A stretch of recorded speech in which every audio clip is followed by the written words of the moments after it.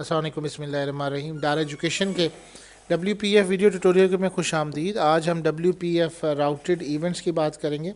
A routed event is a type of event that can invoke handlers on multiple listeners, यानी आप एक से ज़्यादा चीज़ों को लिसन कर सकते हैं in an elementary rather than just an object that raise the event. सिर्फ यही नहीं है कि आप, इसका मकसद ये है कि आपने एक ऑब्जेक्ट राइज किया, राउटेड किया, और फिर जिस जिस के ऊपर आपने इम्प्लीमेंटेशन देनी थी वो सब के ऊपर इम्प्लीमेंटेशन हो गई।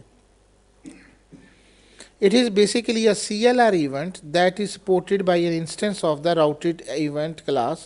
It is registered with the WPF event system. Routed events have three main routing strategies which are as follows: direct event, bubbling event and tunnel event. सबसे पहले डायरेक्ट इवेंट की बात करते हैं। A direct event is similar to events in window forums, which are raised by element in which the event is originated. जैसे आपने button press किया, button के पीछे जो काम था वो आपने परफॉर्म किया। Unlike a standard CLR event, direct routed events support class handling, and they can be used in event setters and event triggers within your style of your custom control. A good example of direct event would be the mouse enter event. जैसे आप mouse event अंटर लेके जाएं तब आपका कोई information display हो। Bubbling event. A bubbling event begins with the element where the event is originated. Then it travel up to the visual tree. अब मेरे ख्याल में विजुअल ट्री आपको समझ आ गया कि किस तरह से बनना है। उस विजुअल ट्री के अंदर to the upper most top most element in the visual tree. So WPF the top most element is most likely a window. तो वो नीचे से आप इसको ट्रैवल करवाते हुए जो विंडो तक जाते हैं वो कैसे परफॉर्म होंगे, that known as a bubbling event. Next आपका जो इवेंट है that was known as the tunnel event. Event handlers on the element tree root are invoked, and then the event travels down the visual tree to all the children nodes until it reaches the element in which the event is originated. Bubble में तो नीचे से ऊपर की तरफ जाता था, tunnel में ऊपर से नीचे की तरफ ट्रैवल करता है। The difference between a bubbling and tunnel event is that a tunneling event will always start with the preview, जबकि ट्रैवल आपका करता है। In a WPF application events are often implemented as a tunneling bubbling pair, so you will have to preview mouse down and then a mouse down event. Given below is a simple example of a routed event in which a button and three text blocks are created with some properties and events. आ जाइए जी, हम इसको create करते हैं। Routed event के नाम से हम बनाने के लिए एक क्लोज कर देते हैं सोल्यूशन को।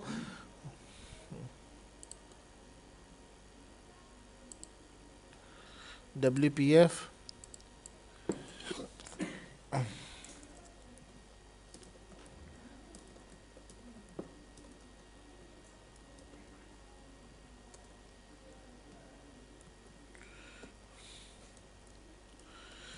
Routed event example.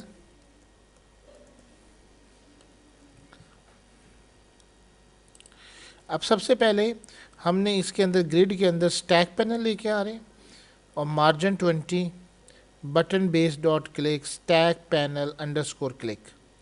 सबसे पहले आप ऊपर देखें, हाइट है 450, विड्थ 604, एंड यहाँ पे हमने विंडो क्लिक दिया हुआ है। You just watch it out. तो title main window, height is equal to 350, width is equal to 525। इसमें जो आपने ऐड करनी चीज़ वो है बटन बेस डॉट क्लिक।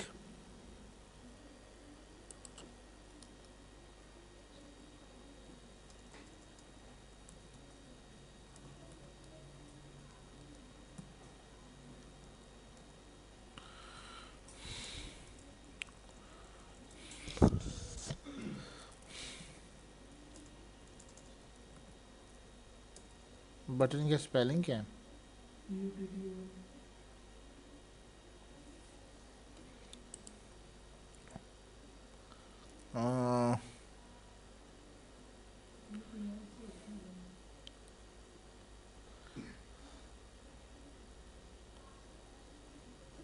चलिए पहले हम नीचे वाला बना लें, फिर हम ऊपर आते हैं।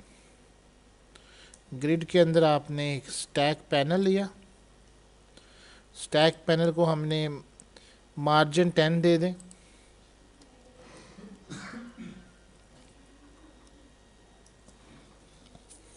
इससे ये फ़र्क पड़ा कि ये जो आपका टोटल विंडो है इसके 10 मार्जिन के अंदर आपका काम परफॉर्म होगा। टेक्स्ट बॉक्स लेना जी, txt1 font size is equal to 18, margin 5, text is equal to, this is a text block 1। आप टेक्स्ट ब्लॉक 1 के लिए दोनों तरीक़ों से ले सकते हैं। यहाँ टेक्स्ट ब्लॉक 1 पड़ा हुआ है, टेक्स्ट ब्लॉक्स 1 टेक्स्ट के अंदर लिख दें this is text block number 1। इसकी प्रॉपर्टी में फ़ॉन्ट साइज़ 18 करें, मार्जिन 5 करें।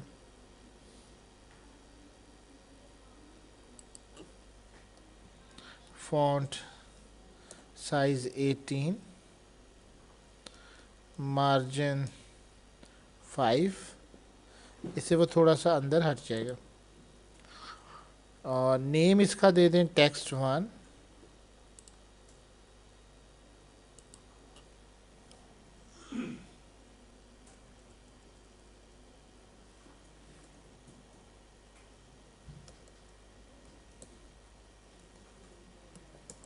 txt1 हाइट देना चाहें तो दे दें, इससे कोई फ़र्क नहीं पड़ रहा। इसको हमने लिया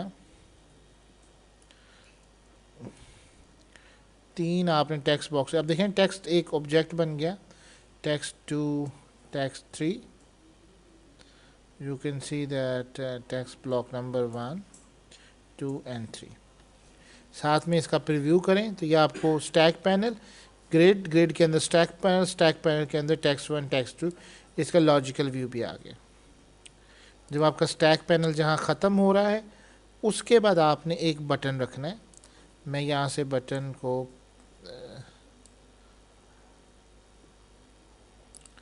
बटन की आप मार्जिन 10, कंटेंट और विड्थ 80 कर दें, width 80,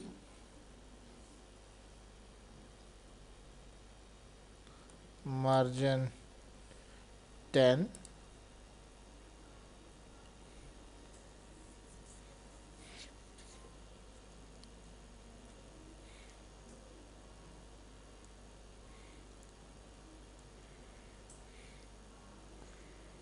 content click me,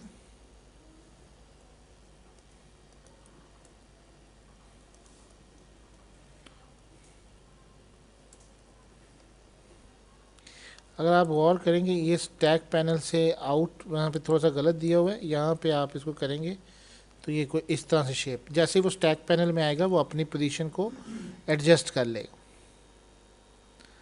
width is equal to 80, content click me हो गया, मार्जिन 10, और क्लिक के अंदर आपने बटन क्लिक देना है। क्लिक के अंदर बटन अंडरस्कोर क्लिक, ये आपका जो है वो परफॉर्म हो गया।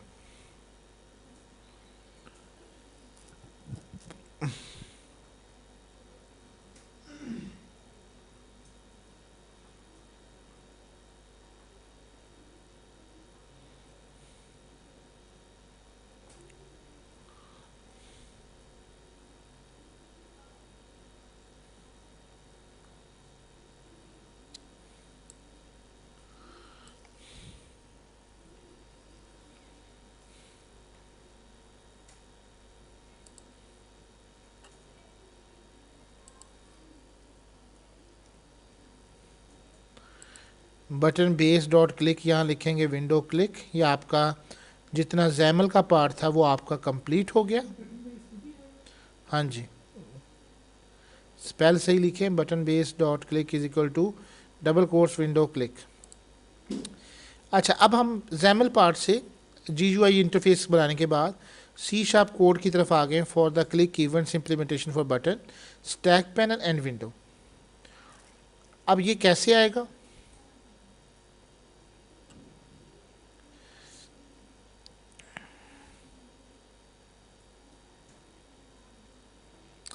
जैसे ही आप क्लिक पे करते हैं तो ये आपकी कोई इस तरह से बटन क्लिक के पीछे इवेंट्स आ जाएंगे।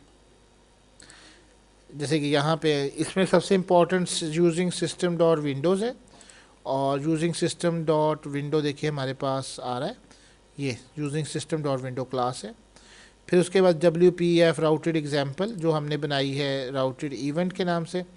फिर public partial class main window जो है वो विंडो के साथ इनहेरिटेड हो गई। मेन विंडो इनिशियलाइज कंपोनेंट है, मेन विंडो इनिशियलाइज कंपोनेंट यहाँ तक कंप्लीट है। बटन अंडरस्कोर क्लिक के अंदर सेंडर और राउटेड इवेंट आर्गूमेंट्स दोनों आ रहे हैं। अब इसमें देना है text1 dot text button is clicked. आपने जैसे ही वो नाम चेंज किया तो text1 डॉट जो है button is clicked.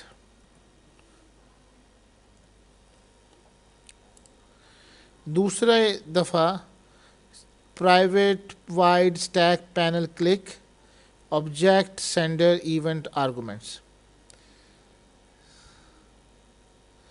text2 dot click event is bubble to stack panel, और फिर private void window click object sender routed event arguments text3 click event is bubble to window.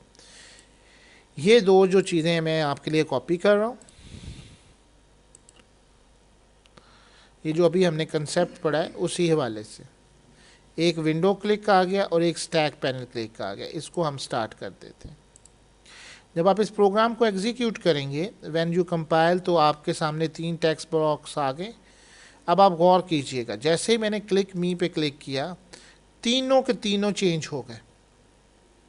ये कैसे हुआ? हालांकि आपने गौर किया कि आपने सिर्फ एक फंक्शन बटन 1 का क्लिक किया, बटन 1 पे प्रेस किया ना आपने स्टैक पे कुछ नहीं किया, आपने विंडो तक नहीं किया।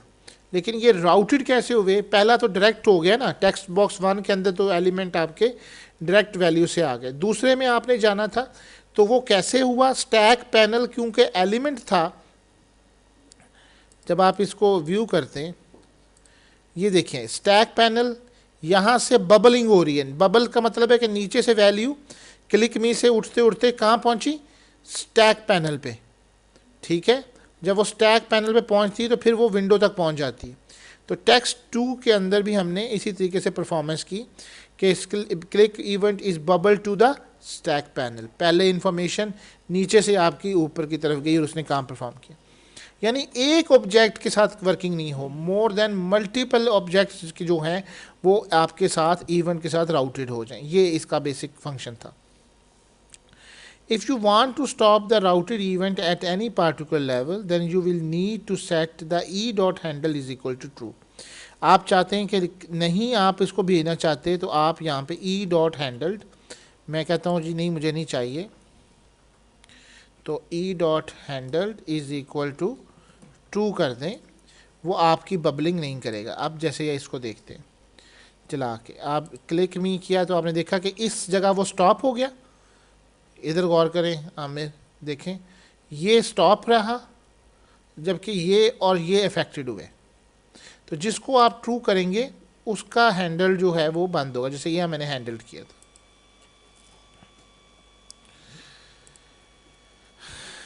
ओके, तो नेक्स्ट हमारे पास आ रहा है कस्टम राउटेड इवेंट्स।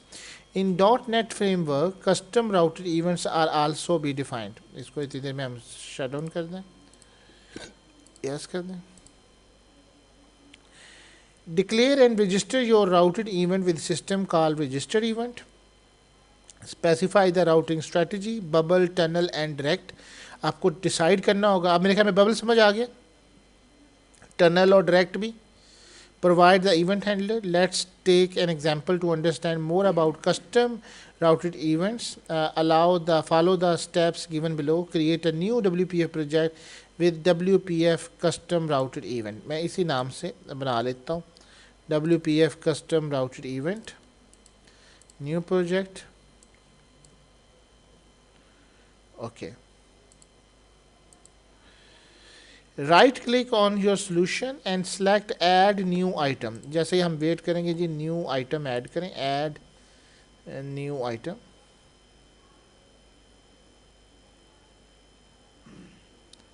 इसमें ऐड करना चाहिए ना, ऐड न्यू आइटम.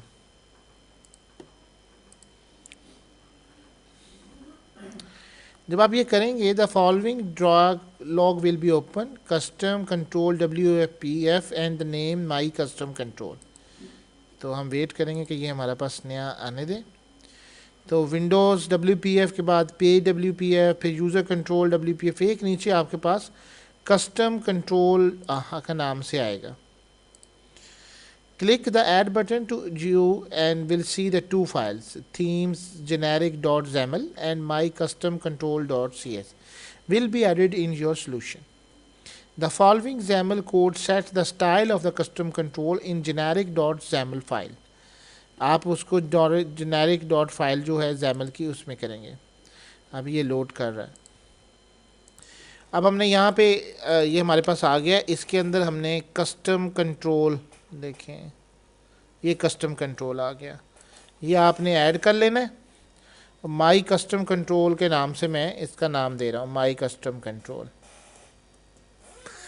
जब हम माई कस्टम डॉट कंट्रोल के नाम से इसको देंगे तो दो फाइल्स बेसिकली बनेंगी. We should wait for that. ये कस्टम कंट्रोल आ गया. डू यू सी दैट कि यहाँ पे एक बनी माई कस्टम कंट्रोल .cs और एक आपकी फ़ाइल बनी है यहाँ पे माई custom control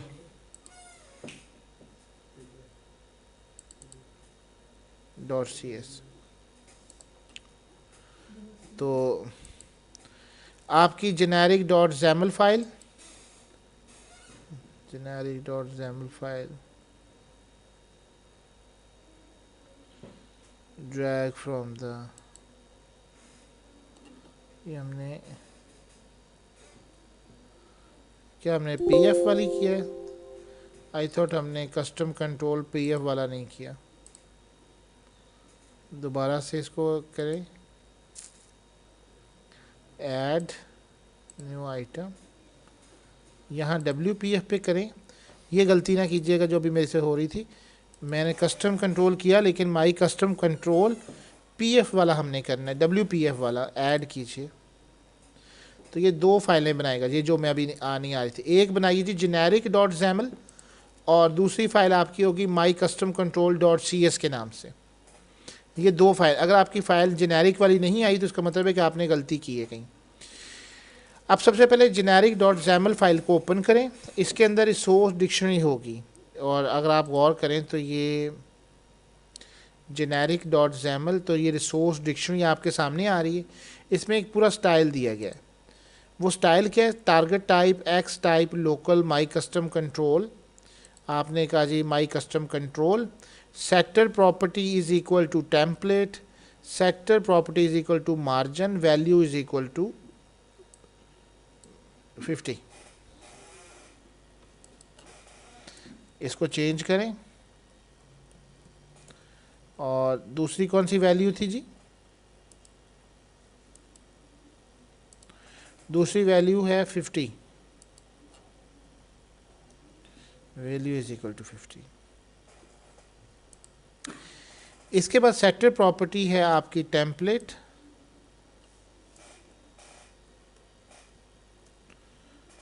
property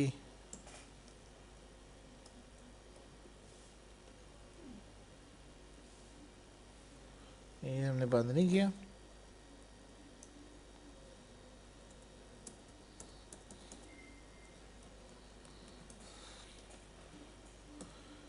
is equal to template.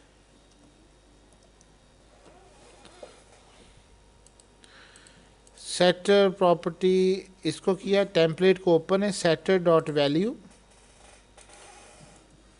setter dot value control template target type setter dot target type x type local my custom control x type local my custom control। फिर आपने border बनाना है background template binding background template binding background border brush border thickness. इसके अंदर हमने एक नया समझ लें कि कस्टम कंट्रोल में इसके अंदर बटन हमने ऐड किया है और वो यहाँ पे है। लेट्स सपोज ये पार्ट बटन है, content is equal to click me, control template आपकी सारी बंद हुई, सेटर डॉट वैल्यू बंद हुई, आपकी ये जेनेरिक की फाइल कंप्लीट है।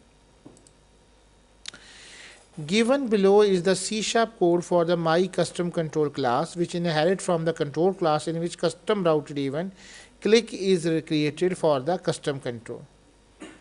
अब आपने वो जो custom control है इसकी फाइल पे जाना है और यहाँ पे आपने एक यूजिंग करना है और यूजिंग आप किस तरह से करेंगे, यहाँ पे system.windows.controls वो आपने पहले ऐड किया हुआ है, so you don't need it further.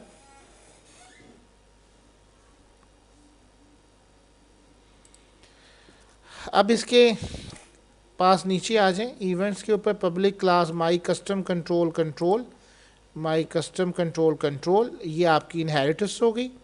अब सेकंड काम क्या करना है, माई कस्टम कंट्रोल के अंदर आपकी स्टैटिक के अंदर my custom control default style की प्रॉपर्टी और ये आपकी डिफ़ॉल्ट की प्रॉपर्टी हमने इसके अंदर दे दी dot override metadata new framework property. ये पूरा आपका यहाँ तक कंप्लीट। बेसिकली अब हम कोडिंग में कर क्या रहे हैं, public override void on apply template base dot apply template आपकी कई version button is equal to get template वो जो हमने जेनेरिक के अंदर दिया था उसको हमने लेना है as a button. If button not is equal to null button dot click is equal to button underscore click. फिर इसी तरह से बाकी function bind button underscore click और रेज क्लिक इवेंट। सिमिलरली आपके इवेंट मैनेजर है डॉट रजिस्टर आउट इवेंट और फिर राउट इवेंट हैंडलर क्लिक और पूरा आपने अपना कस्टम का यहाँ तक इम्प्लीमेंटेशन जो है वो परफॉर्म करनी है। मैं आसानी के लिए यहाँ से कॉपी कर रहा हूँ